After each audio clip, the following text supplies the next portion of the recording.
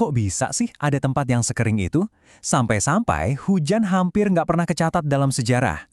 Ternyata jawabannya bukan cuma satu loh. Ada dua kekuatan alam raksasa yang bekerja sama bikin tempat ini super kering. Halo guys, banyak yang tidak tahu loh tentang ini. Yuk, tidak usah lama-lama, langsung aja kita simak.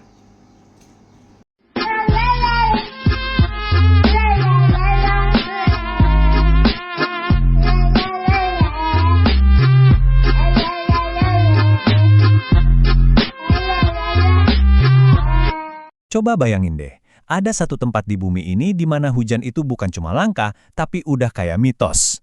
Landscape-nya itu kering banget, asing banget, sampai-sampai para ilmuwan ngejadiin tempat ini sebagai planet Mars-nya bumi. Nah, hari ini ada tempat yang sekering itu, sampai-sampai hujan hampir nggak pernah kecatat dalam sejarah.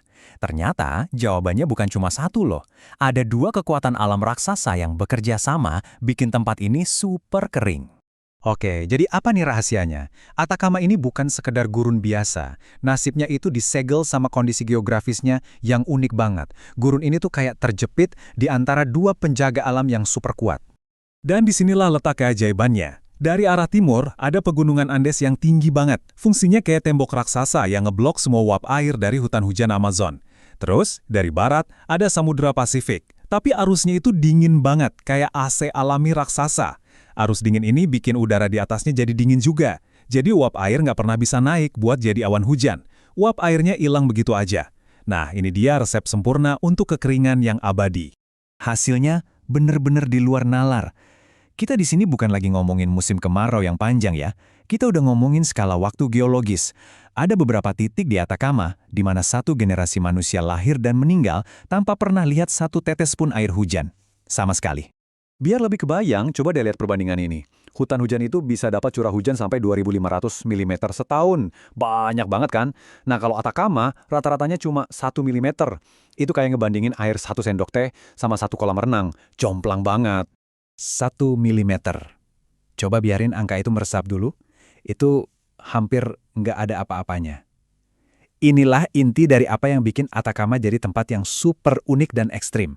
Kekeringan yang super ekstrim ini ternyata menciptakan sesuatu yang luar biasa loh. Tanahnya jadi unik banget. Saking uniknya, waktu para ilmuwan ngelihat Atacama, mereka itu nggak cuma ngelihat gurun. Mereka ngelihat planet Mars di bumi. Kuncinya itu ada di tanahnya. Tanpa air, ya nggak ada kehidupan mikroba. Tanahnya bisa dibilang steril. Aneh banget kan, di planet kita yang penuh kehidupan ini.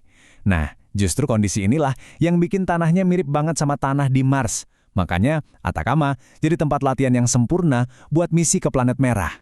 Inilah kenapa badan antariksa sekelas NASA itu naksir banget sama Atacama. Mereka bawa prototipe robot penjelajah ke sini buat diuji coba di medan yang mirip Mars.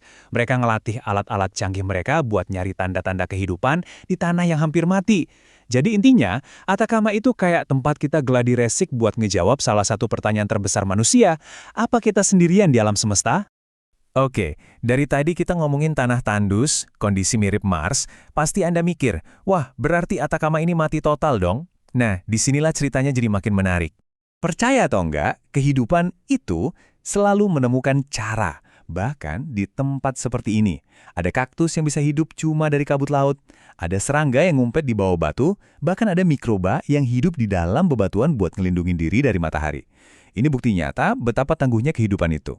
Dan puncaknya, ada fenomena ajaib yang disebut desierto florido atau gurun berbunga. Jadi, sekali dalam beberapa tahun, pas hujan yang super langka itu akhirnya turun, sebuah keajaiban terjadi. Benih-benih yang udah tertidur puluhan tahun tiba-tiba bangun dan mengubah landscape yang tadinya coklat tandus jadi lautan bunga ungu dan kuning yang spektakuler. Ini pengingat yang indah banget, bahwa bahkan di tempat paling kering sekalipun, kehidupan itu cuma sedang menunggu kesempatannya. Oke, dari awal kita udah sepakat ya, Atacama itu tempat terkering di bumi. Tapi, gimana kalau ternyata bukan? Ada pesaing lain yang mungkin bisa merebut gelar itu. Sekarang kita pindah ke tempat paling dingin di planet ini, Antartika. Di sana tersembunyi lembah kering McMurdo. Kalau kita udah takjub sama Atacama yang kering selama ratusan tahun, McMurdo ini beda level. Di sini kita nggak lagi ngomongin ratusan tahun, kita ngomongin jutaan tahun tanpa hujan sama sekali. Skalanya udah beda alam. Jadi, di sini tuh ada angin super kencang dan dingin yang bertiup turun dari pegunungan. Angin ini menguapkan semua es atau salju, bahkan sebelum sempat menyentuh tanah.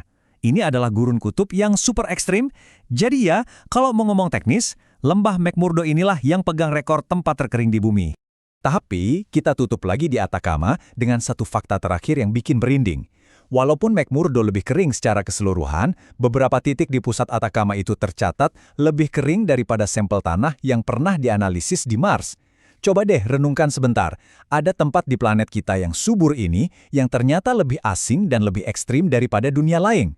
Ini bikin kita bertanya-tanya, di mana sih sebenarnya batas kehidupan di alam semesta ini? Mungkin kita belum melihatnya sama sekali. Gimana guys ceritanya? Kalau kalian suka video seperti ini, jangan lupa komen di bawah ya. Bye-bye. Goodbye.